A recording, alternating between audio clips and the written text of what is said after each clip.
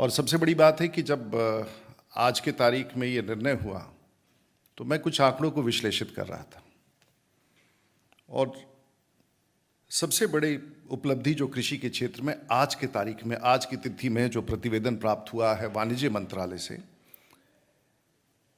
कि हमारा कृषि निर्यात में 20% का वृद्धि हुआ है, जो अपने आप में 51 बिलियन US डॉलर्स पहुंच चुका है। और जिसमें सबसे अधिक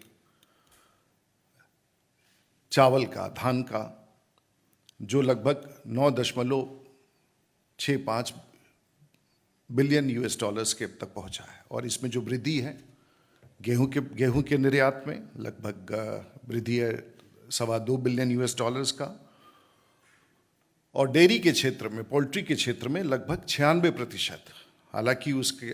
हालांकि उसका कुल वॉल्यूम कम है, लेकिन ये अपने आप में इस बात को दर्शाता है कि दुनिया में किस प्रकार से भारत के कृषि क्षेत्र की उपस्थिति दर्ज हो रही है।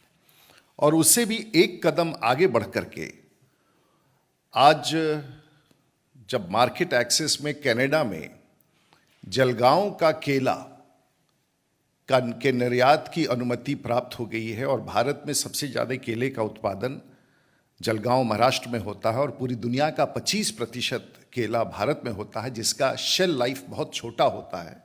वैसी स्थिति में भारत का केले का मार्केट एक्सेस कनाडा को इसी हफ्ते प्राप्त हुआ, जो वाणिज्य मंत्रालय ने जानकारी दी है। इससे ये सिद्ध होता है कि भारत अब पूरी दुनिया में जो कई सारे फूड प्रोडक्ट्स पर जो रिस्ट्रिक्शंस थे और ख़ास करके हमारे वेजिटेबल प्रोडक्ट्स पर, उसके निर्यात की जो दृष्टि आज दिख रही है शायद अपने आप में ऐतिहासिक है। तो यहाँ से विषय शुरू करते हुए हम किसानों के विषय तक आना चाहेंगे। हम सब जानते हैं कि कृषि लगभग 58% जो ग्रामीण क्षेत्र में जो हाउस होल्ड्स हैं उनके जीवनोपार्जन का स्रोत है। और पूरे भारत में जो लगभग 307 मिलियन हेक्टेयर कृषि योग्य भूमि है, उसमें लगभग 181 मिलियन हेक्टेयर कृषि में उपयोग किए जाने वाले में, इसमें लगभग 140 million hectare net sown area है। और यह भी सही है कि दुनिया में जिस धरती पर सबसे ज़्यादा अरेबल लैंड जिसे कहते हैं, जहाँ पर फसल उगाया जा सकता है, वो भारत में है। और हमारे यहाँ ये भी सच है कि सबसे ज़्यादा छोटे श्रेणी के मार्जिनल फार्मर्स पूरी दुनिया में अगर सबसे अधिक संख्या में हैं, जो लगभग 86% हैं। तो हमारे लिए चुनौती है कि स्मॉल लैंड होल्डिंग्स पर फार्मिंग का विकास करें। और ये भी सच है कि भारत आज दुनिया का सबसे second largest producer of rice है, व्हीट है, शुगर केन है, ग्राउंडनट है, वेजिटेबल है, फ्रूट और कॉटन है। तो इन तथ्यों के बीच में भारत की सरकार ने, और हम लोगों ने जब से 2014 के बाद से हमारी सरकार आई, किन किन विषयों पर हम लोगों ने निर्णय लिया और कहाँ कहाँ तक पहुँचे, ये किसानों तक पहुँचाना आपके माध्यम से बड़ा आवश्यक है। इस देश में कृषि का बजट 2013-14 तक 21,938 करोड़ था। वो 2022-23 में बढ़कर के 1,32,000 करोड़, यानी कि 5.5 गुना ज़्यादा। और अगर प्रतिशत में देखें तो हम 360% हमारी बढ़त हुई है, जहाँ तक हमारे बजट का सवाल है, भारत की सरकार का बजट जो कृषि के क्षेत्र में है। खाद्यान्न में जो हमारा प्रोडक्शन था 2013 में 265 मिलियन टन, वो बढ़ के अब 305 मिलियन टन हो गया है। और ये अपने आप में अभी तक का सबसे बड़ा आंकड़ा है। हॉर्टिकल्चर में जो हम 2013-14 तक 280 मिलियन टन थे, वो बढ़कर के 21-22 में 321 मिलियन टन हो गया है। हमेशा बात होती है MSP का, और एक तुलनात्मक आंकड़ा, क्योंकि किसी भी सम्मेलन में, संवाददाता सम्मेलन में अगर हम बात करते हैं तो किसानों को MSP की विषय के बारे में हम जरूर चर्चा करते हैं और सवाल पूछा भी जाता है। तो मैं सिर्फ इस पर एक छोटा सा आंकड़ा देना चाहूँगा कि जो हमारे पैडी का 2013 में जो MSP था वो 43% बढ़ा है 2021-22 में, और गेहूं का 2013-14 में जो हमारा अनुपात था वो लगभग 41% बढ़ा है एमएसपी इस पूरे 7 साल में। अगर आप आंकड़ों के भीतर जाना चाहेंगे तो उसको मैं पूरी तौर से पढ़ के स्पष्ट करना चाहूंगा कि खरीफ के फसल में रबी और धान जो 2010-11 में 1,000 रुपये प्रति क्विंटल था, वो 2021 में बढ़ के 1,940 रुपये प्रति क्विंटल तक पहुंचा। और रबी के फसल में जो गेहूं का था, अगर ये 2 मानक हम लेते हैं, जो 2010-11 में 1,120 रुपये प्रति क्विंटल था, वो 2021-22 में बढ़ के 2,015 रुपये क्विंटल है। तो लगभग आप इस वृद्धि को दुगुना के स्तर पर देखेंगे। और इस विषय को हम लोग बार बार इसलिए भी कहना चाहेंगे कि ये सचमुच का एमएसपी में वृद्धि है जो पूरे भारतवर्ष के किसान के लिए लाभकारी बनता है। इसके साथ माननीय प्रधानमंत्री जी ने बहुत सारी ऐसी योजनाएं, और क्योंकि हम और संजय मयूख बिहार से आते हैं और मैं कई चीज़ों के बीच में मैं बहुत बड़ा किसान भी हूँ, और मुझे हमेशा ये लोगों से बात करके लगता था कि किसान कभी अमीर नहीं हो सकता, और ये चुनौती रहती है हर सरकार की। लेकिन हमारी सरकार ने, देश के प्रधानमंत्री ने इसको चुनौती स्वीकार किया है। और ये जो हमारा स्टेटमेंट है इसमें फर्क दिखना है। और लोग कई बार कहते हैं रूरल डिस्ट्रेस, तो मैं आपको दावे के साथ कहता हूं बिहार, मध्य प्रदेश, छत्तीसगढ़, राजस्थान, उत्तर प्रदेश, कुछ विकसित राज्यों में कुछ किसानों का मामला अलग हो सकता है, लेकिन जहां तक इन मध्य प्रदेश और इन बड़े प्रदेशों का सवाल है, दक्षिण में भी फार्मर डिस्ट्रेस का कोई स्वरूप नहीं है। और इसके लिए देश की सरकार ने एक बड़ा स्वरूप पैदा किया। पीएम किसान सम्मान निधि, और ये सीधा सीधा किसान के खाते में जाने वाला पैसा है, जो 2019 में प्रारंभ किया गया और 6,000 रुपया 3 इंस्टॉलमेंट में किसानों को दिया गया, और अभी तक 1,39,000 करोड़ रुपए किसानों के खाते में गए हैं, जो लगभग 11.05 करोड़ परिवारों को लाभान्वित किया है। प्रधानमंत्री फसल बीमा योजना जो 2016 में प्रारंभ हुआ, और इसमें लगभग 7.7 करोड़ किसानों को लाभ हुआ, और लगभग 94,000 करोड़ रुपए का इसमें क्लेम हुआ। ये इस योजना में किसान भी अपना प्रीमियम देते हैं, तो जो किसानों का प्रीमियम आया वो लगभग 17,000 करोड़, और मुआवजे का जो दावा था उसमें लगभग 94,000 करोड़, यानी कि हर 100 रुपया पर जो इंश्योरेंस का पैसा अपने खेत पर, अपने फसल पर किसान ने लगाया था, उसमें हर 100 रुपये पर उसको 526 रुपये का लाभ हुआ, उसको इंश्योरेंस सरकार की तरफ से उपलब्ध कराया गया। संस्थागत क्रेडिट की बात हम करते हैं, और किसी भी क्षेत्र में, चाहे वो उद्योग में हो या किसान के उद्योग क्षेत्र में, इंस्टीट्यूशनल क्रेडिट का जो फॉर्मेट है उसमें 2013-14 में सभी स्रोतों से, बैंकों से, संस्थाओं से जो क्रेडिट प्राप्त हुआ था वो लगभग उस समय 7.3 लाख करोड़ था। आज 2021-22 में 16,500,000 करोड़ के आसपास पहुंच चुका है। और जो पहले 4% इंटरेस्ट था किसानों के इस लोन पर, उसे भारत की सरकार ने, देश के प्रधानमंत्री जी ने, नरेंद्र मोदी जी ने, सिर्फ ये पहले किसानों को खेती के लिए था, उस 4% इंटरेस्ट को एनिमल हस्बेंड्री और मत्स्य पालन के लिए भी लागू किया है, जिसका पूरे देश में लाभ हुआ है। सॉइल हेल्थ कार्ड के बारे में जब हम बात करते हैं तो सामान्य रूप से हम सब समझने में असमर्थ रहते हैं कि आखिर में ये सॉइल हेल्थ कार्ड जिसकी चर्चा करते हैं उसका उद्देश्य क्या है। और आज भारत में 11.97 करोड़ परिवार किसानों को सॉइल हेल्थ कार्ड मिला है। और ये सॉइल हेल्थ कार्ड क्या है? ये मिट्टी की जांच परीक्षण का ये कार्ड क्या है? और इसमें 4 प्रमुख पैरामीटर हैं, और इससे कैसे परिवर्तन हुआ है, एक विषय जो देश के प्रधानमंत्री बार बार कहते हैं। इसमें जो जांच परीक्षण होता है उसमें मैक्रोन्यूट्रिएंट्स होते हैं। ये देखा जाता है कि मिट्टी में नाइट्रोजन कितना है, फास्फोरस कितना है, पोटेशियम कितना है। जो सेकेंडरी न्यूट्रिएंट है उसमें देखा जाता है कि सल्फर कितना है, और माइक्रो न्यूट्रिएंट्स वो होते हैं जिसमें बोरॉन, जिंक, आयरन, मैग्नीशियम और कॉपर होता है। और एक चौथा पैरामीटर है जो सॉइल हेल्थ कार्ड में जो सभी किसानों को दिया जा रहा है, उसमें पीएच वैल्यू, आप पीएच के बारे में आपको चर्चा की आवश्यकता नहीं होगी, और ईसीओसी होता है।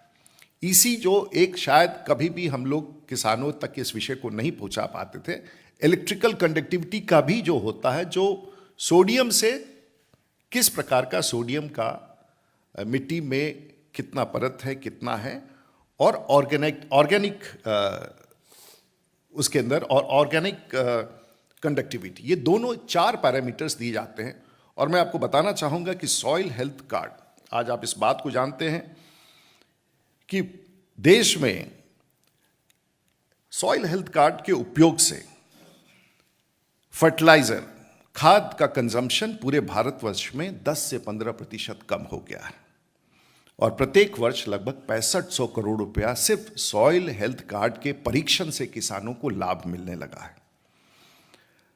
हम जानते हैं इस देश में किसानों के लिए फर्टिलाइजर सब्सिडी जो बहुत बड़ी राशि है, लगभग 1,26,000 करोड़ का, उसमें लगभग 8 से 10% तक की बचत हुई है, और प्रोडक्शन में, फार्म प्रोडक्शन में लगभग 5 से 7% की वृद्धि हुई है।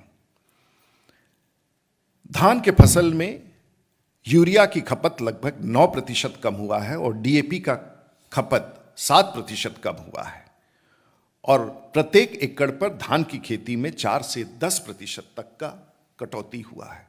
शायद ये सामान्य रूप से समझाना बड़ा कठिन होगा, लेकिन अगर एग्रीगेट तौर पर देखें तो किसानों को सॉइल हेल्थ कार्ड का एक बहुत बड़ा लाभ मिला है, जो देश के प्रधानमंत्री ने अपने देखरेख में इस विषय को पूरे भारत के कोने कोने तक पहुंचाया। हम लोगों ने नीम कोटेड यूरिया की बात की थी, और वो चल रहा है, और उससे जो कमर्शियल यूज होता था यूरिया का, उसे रोकने में हम बहुत हद तक सफल हुए हैं, और किसानों को इसका पूरा का पूरा लाभ मिला है।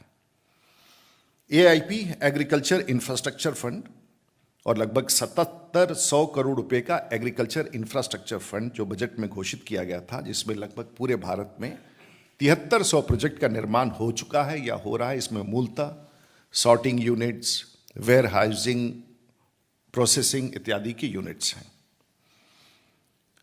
2 वर्ष पूर्व सरकार ने फार्मर प्रोड्यूसर्स ऑर्गेनाइजेशन की बात की थी, और लगभग 7,000 करोड़ रुपए की राशि इसके लिए बजट में प्रावधान किया गया था, और आज भारत में पहली बार भारत के इतिहास में 713 फार्मर प्रोड्यूसर्स ऑर्गेनाइजेशन तैयार हैं और कार्यरत हैं। और मधुमक्खी, हनी, एंसिलरी, जो पहली बार चर्चा की गई थी, उसके लिए भी इस बजट में लगभग 500 करोड़ रुपया 2021-22 के बजट में अतिरिक्त रूप से दिया गया, जो मधुमक्खी अपने आप में, क्योंकि अगर सबसे बड़ा इस देश में पॉलिनेशन का काम, अगर चिड़ियों के बाद, चिड़ियों के साथ साथ अगर सबसे ज़्यादा फसल में सबका सबसे बड़ा योगदान है तो मधुमक्खियों का, और उसके पालन पोषण और उसके कैप्टिव ब्रीडिंग का भी लाभ किसानों को मिलता है। दुनिया में ड्रिप इरिगेशन की सबसे बड़ी एक फर्म है, और उसे हम नेटाफिम कहते हैं, और शुरुआत ड्रिप इरिगेशन का, और भारत की सरकार ने उसको कितने बड़े लक्ष्य के रूप में लागू किया है। शायद आप लोग को स्मरण होगा कि इजराइल के स्मिच ब्लॉस, जो वहाँ के कृषि वैज्ञानिक थे, उन्होंने एक पेड़ को बिल्कुल रेगिस्तान में जन्मते हुए देखा, पलते हुए देखा, और उन्होंने अध्ययन शुरू किया कि आखिर ये पेड़ इस रेगिस्तान में जहाँ पानी नहीं है, ये इतना बड़ा पेड़ कैसे हो गया। और जब उसकी छानबीन की तो एक पाइपलाइन उसके पास से जाता था, और बूंद बूंद से उस पेड़ के जड़ के पास पानी गिर रहा था, और उसके कारण वो सबसे बड़ा कंपनी दुनिया में, आज अगर नेटाफिम के बारे में आप गूगल पर जाके देखेंगे तो सबसे बड़ी दुनिया की ड्रिप इरिगेशन की कंपनी है, और वहीं से प्रेरणा लेके पूरी दुनिया में आज हम ड्रिप इरिगेशन की बात करते हैं, और भारत की सरकार ने इसे बड़ी योजना के रूप में हमने लागू किया है। और ड्रिप इरिगेशन पूरे भारतवर्ष में, चाहे वो मध्य प्रदेश हो, बिहार हो, छत्तीसगढ़ हो, और उसके पानी का संरक्षण करना, पानी का कम उपयोग करना, उत्पादकता बढ़ाना, ये अपने आप में एक बहुत बड़ा अभियान है। और उसी प्रकार से हम लोगों ने प्रधानमंत्री कृषि सिंचाई योजना की जो बृहद योजनाओं का जो 21 लाख हेक्टेयर में हम लोगों ने अतिरिक्त रूप से प्रधानमंत्री कृषि सिंचाई योजना के तहत इस अभियान को आगे बढ़ाया है। और मंडियों के बारे में जब हम बात करते थे तो कई बार हम लोग के नज़र में जो भी मंडी बाजार दिखता था तो वही होता था जहां ट्रकों से माल आता था, जमा होता था, बिचौलिए होते थे और उसके बाद व्यापार होता था, पूरे देश में उसका वितरण होता था। और देश के प्रधानमंत्री ने, मोदी साहब ने ई-नैम, नेशनल एग्रीकल्चर मार्केट की स्थापना की। और आप इस बात की खुशी होगी कि आज 18 राज्यों और 3 यूनियन टेरिटरीज ने 1000 ऐसे मंडियों को अपने साथ जोड़ दिया है। और इस वित्तीय बजट में हमने 1000 और मंडियों को साथ जोड़ने का, ई मार्केट से जोड़ने का, और आपको मैं बताना चाहूंगा कि इसका परिणाम हुआ है कि आज 1,71,000 किसान सीधे अपने फसल का व्यापार अपने इस पोर्टल पर जाके करते हैं। और जो टोटल वैल्यू है इस व्यापार का, जो किसानों ने और ट्रेडर्स ने अपने ई पोर्टल पर जाके किया है, जहां उसे कहीं दूर जा करके मंडी में बैठ करके सौदा नहीं करना पड़ा, तो लगभग 1,40,000 करोड़ रुपए की राशि का ई मार्केट, ई नैम पर व्यापार हुआ है। मित्रों, पीएम किसान सम्मान निधि, उसके बारे में मैंने चर्चा कर दी आपको। और अगर मूलतः आप देखेंगे तो हर स्थान पर देश के किसानों को, और प्राथमिकता के तौर पर देश के किसानों के लिए भारत की सरकार ने प्रयास किया है। हम सिर्फ आपके माध्यम से ये संवाद देश भर के उन किसानों को, खेतिहरों को और साथ साथ उन बुद्धिजीवियों को, कि भारत की सरकार ने समर्पण के साथ देश के किसानों के लिए जो हमारा लक्ष्य है देश के प्रधानमंत्री का, और अंत्योदय, जो अंतिम व्यक्ति, चाहे वो गरीब हो, किसान हो, उस तक पहुंचने का हमने प्रयास किया है। यदि इस विषय पर कोई सवाल हो तो आप पूछ सकते हैं। आंकड़े आपको उपलब्ध करा दिए जाएंगे बिहार का, बिल्कुल। मैं बिहार के बारे में आपको बताना चाहूँगा, और मैं भी लगभग 50 एकड़ में खेती करता हूँ और अच्छी खेती करता हूँ। और जब मैंने आईटीसी वालों को बुला करके कहा कि हमारे यहाँ का गेहूँ प्रोक्योर कीजिए, तो उन्होंने जब गुणवत्ता की जांच की तो वो उस मानक, देखने में वो फसल, गेहूं का दाना भी बड़ा था, फसल भी बढ़िया था, लेकिन कुछ मॉइस्चर कंटेंट होता है जिसके कारण आटा बनाने में, आटा पीसने में और उसके गुणवत्ता में। तो बिहार में हम लोगों ने इस बड़े अभियान को चलाया है कि गेहूं के फसल की गुणवत्ता बढ़ा करके अंतर्राष्ट्रीय मार्केट तक पहुँचे। देश की सरकार ने हमारी पहल पर और बिहार की सरकार ने इस काम को शुरू किया है। और आईटीसी जो रिटेलिंग करती है खाद्य सामग्रियों का, आटा का और अन्य चीज़ों का, उन्होंने भी बिहार में इस काम को शुरू किया है। आपका ये सवाल कि बिहार में गेहूं का फसल कितना है, पैक्स में है, तो इसकी आंकड़े हम आपको उपलब्ध करा देंगे। देखिए, ये विषय कई दिनों से मैं देख रहा था, और स्पष्ट रूप से भारत की सरकार ने उनको उत्तर भी दे दिया है। पार्लियामेंट में भी वो इस विषय को उठाते रहे, लेकिन मैं नहीं समझता हूँ कि खरीद, ये मूलतः राजनीति है, खरीद से जुड़ा हुआ विषय नहीं है। मैं आपको बताना चाहूँगा कि डबलिंग ऑफ फार्मर्स इनकम पर आपने सवाल किया है, और 2000 बरेली में देश के प्रधानमंत्री ने इसकी घोषणा की थी 28 फरवरी 2016 को। और उसी साल के बजट में ये घोषणा किया गया था कि हम इस लक्ष्य को प्राप्त करेंगे 2023 तक। और डॉक्टर दलवी के नेतृत्व में एक कमेटी घोषित की गई, उसने एक अंतरिम रिपोर्ट 2018 में सुपुर्द किया, और उसके बाद यही बॉडी को एम्पावर्ड, कैबिनेट से इसे एम्पावर्ड बनाया गया। और उसके पश्चात इसमें विस्तार से एक बड़ी योजनाओं की श्रृंखला, और जिन विषयों को हम आपको बता रहे हैं, इस बात को आपको ज़रूर ध्यान में रखना होगा कि 2023 का लक्ष्य इसलिए नहीं पूरा हो पाएगा क्योंकि पिछले 2.5 साल से कोविड के कारण इसमें काफ़ी अड़चनें आई हैं।